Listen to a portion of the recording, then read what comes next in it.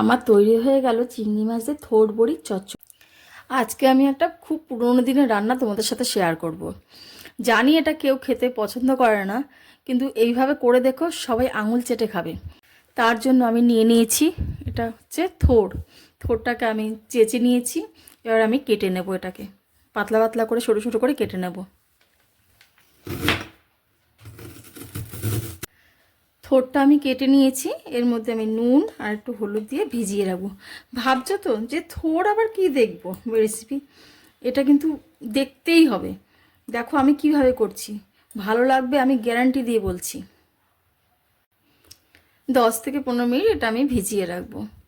আর বাচ্চারা তো এটা খেতেই চায় না, তার জন্য বাচ্চাদের খাওয়ার জন্য কি করব সেটা দেখো একবার। চলো তাহলে এবার রান্নাটা শুরু করা যাক।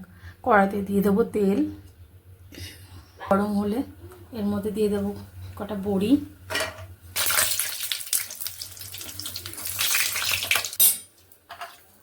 ওই কড়াইতে আমি ফোড়ন দেব শুকনো লঙ্কা, 5 ফোড়ন। তোমরা দেখতে থাকো আমি এটা কীভাবে রান্না করি। আমি কিন্তু রেসিপিটা কী কী লাগবে সেটা কিন্তু আমি এখনও দেখাইনি। ফোড়নটা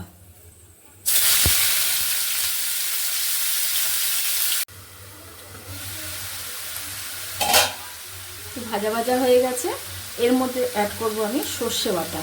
কালো সর্ষে আর সাদা সর্ষে দিয়ে আমি বেটে রেখেছিলাম, সেটা আমি এর মধ্যে দিয়ে দিচ্ছি। আর দেবো একটুখানি হলুদ,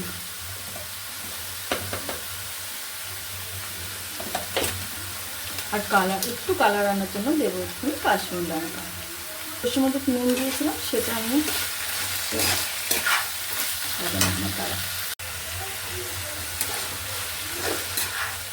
একটু নাড়াচাড়া করে সেই সর্ষের বাটি ধোয়া জলটা দিয়ে দেবো। এক্সট্রা কোনো জল দেবো না, এটাই ভাপে ভাপে সিদ্ধ হয়ে যাবে। এবার এর মধ্যে অ্যাড করবো ভেজে রাখা বড়িগুলো।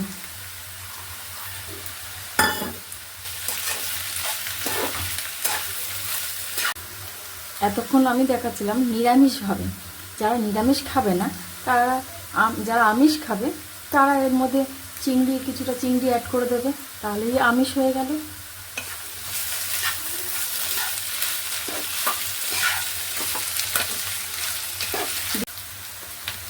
উপর থেকে সামান্য একটু ঘি ছড়িয়ে নামিয়ে দেবো।